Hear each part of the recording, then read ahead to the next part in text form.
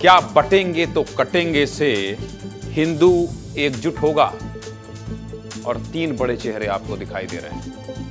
मोहन भागवत दिखाई दे रहे हैं, प्रधानमंत्री नरेंद्र मोदी दिखाई दे रहे हैं और योगी आदित्यनाथ दिखाई दे रहे हैं। एक बार फिर देश में जाति, हिंदू राष्ट्र, हिंदू एकता के नारे लगाए जा रहे हैं। सबसे पहले यूपी के मुख्यमंत्री योगी आदित्यनाथ ने कहा बटेंगे तो कटेंगे। फिर देश के प्रधानमंत्री नरेंद्र मोदी ने भी कहा अगर हम बटेंगे तो बांटने वाले महफिल सजाएंगे। इसके बाद मुख्यमंत्री योगी की बात को ही दोहराते हुए मध्य प्रदेश के मंत्री कैलाश विजयवर्गीय ने भी कह दिया कि हिंदुओं को जागना होगा, अगर बटेंगे तो कटेंगे। महाराष्ट्र के मुख्यमंत्री एकनाथ शिंदे ने भी हिंदुओं को एकजुट रहने का संदेश दिया और दशहरे पर आरएसएस प्रमुख मोहन भागवत ने भी बांग्लादेश की बात करते हुए हिंदुओं को एक रहने का संदेश दिया। और अब बाबा बागेश्वर ने भी सरकार से मांग कर दी है कि भारत में दो ही जाति हो, अमीर की और गरीब की। सबसे पहले आप ये रिपोर्ट देख लीजिए कि हम ये खबर क्यों दिखा रहे हैं, इसके बाद खबर पर आगे विस्तार से बात करेंगे। दिखाइए रिपोर्ट।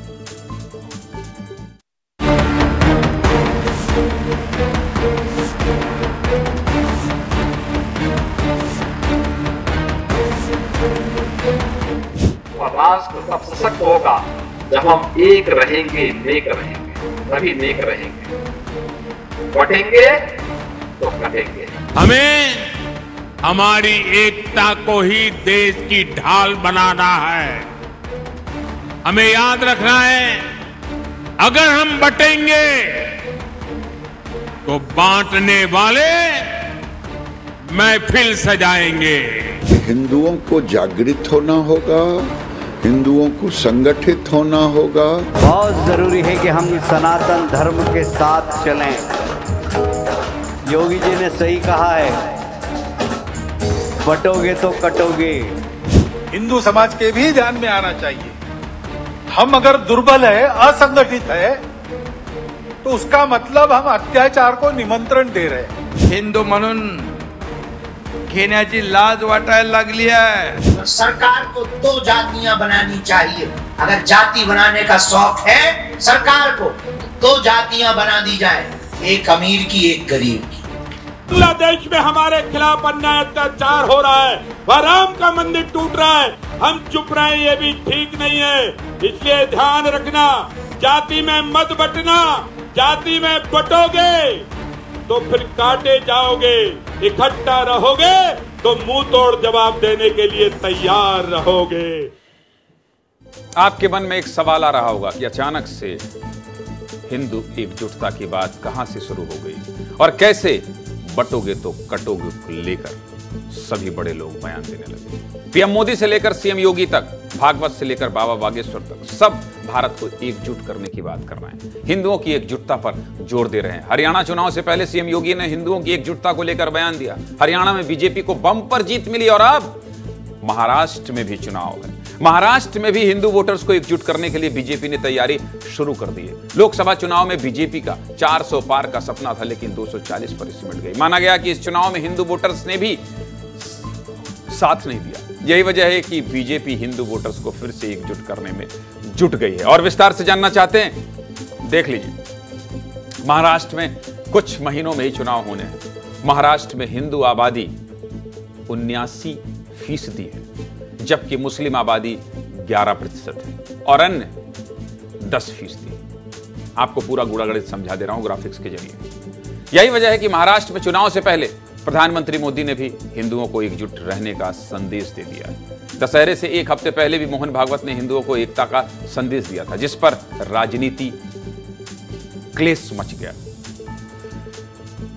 राजनेता उस पर आपस में बहस करने लगे। असदुद्दीन ओवैसी ने प्रधानमंत्री और मोहन भागवत दोनों पर निशाना साधा। मोहन भागवत का बयान और फिर ओवैसी का पलटवार दोनों सुन लीजिए। हिंदू समाज को एक आदत है, वो ठेका दे देता है, भगवान बचाओ। अरे भगवान उनको बचाता है जो खुद कुछ करते हैं। वो पांडव जब अपने शस्त्र निकालकर रथ में बैठे युद्ध के लिए, तब भगवान ने उनका सारथ्य किया। भगवान का तो सामर्थ्य था, कुछ करने की जरूरत नहीं थी। भ्रुकुटी टेढ़ी कर देते तो सब दुष्ट लोग मर जाते। लेकिन भगवान ने ऐसा नहीं किया। क्यों? भगवान ऐसे कभी करता नहीं। काम तो उसकी दुनिया में जिन्होंने जन्म लिया है उन्हीं को करना पड़ता है।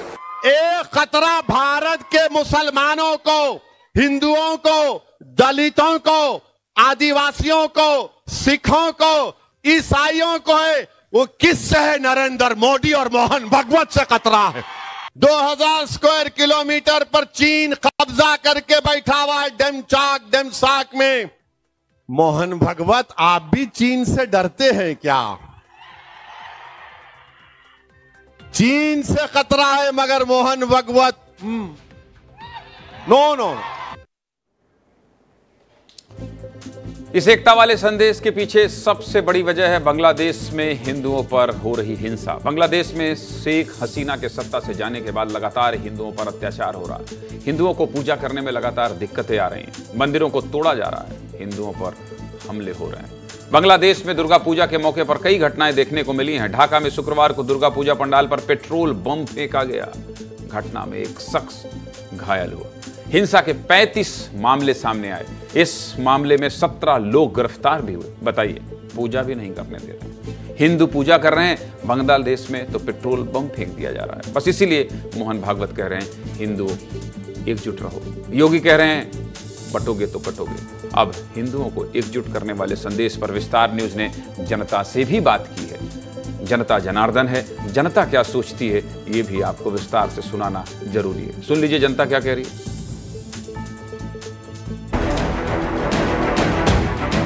बिल्कुल अच्छा बयान दिया और ऐसे चलते रहना चाहिए, क्योंकि हिंदू जो है हिंदू ही रहेगा। हिंदू को अगर बांटा जाएगा तो दूसरे लोग उसका फायदा उठाएंगे। हिंदू संगठित रहेगा तो देश सुरक्षित रहेगा, और जो जातिगत में बिखरा हुआ हिंदू समाज है उसको एकत्रित होना चाहिए। हिंदू आवश्यक रूप से इकट्ठे हों तभी देश आगे बढ़ेगा। हिंदुओं को तो एक होना ही चाहिए। अपन को धर्म नहीं बांटना है, एकजुटता बताना है। हमारे ईश्वर जी हैं, हमारे ईश्वर जी नहीं, ईश्वर एक है। सबको एकजुटता होना चाहिए और एम्पावर होना चाहिए। जितने लोग अगर इकट्ठा होंगे उतना पावरफुल रहेंगे और उतना ही ज़्यादा रहेंगे और हम सब हिंदू सुरक्षित रहेंगे। भाई जब से मोदी जी आए हैं तो हम एक संगठन में हैं। जी, मैं इनके बयान से सहमत हूँ और हिंदू को एकजुट ही रहना चाहिए, क्योंकि हमारा राष्ट्र ही हिंदू प्रभुत्व राष्ट्र है। दिल्ली संगठन रहेगा तो आप मजबूती का साथ मिलेगा हम लोगों का। हाँ, सही बात है। एक रहेंगे तो सुरक्षित रहेंगे।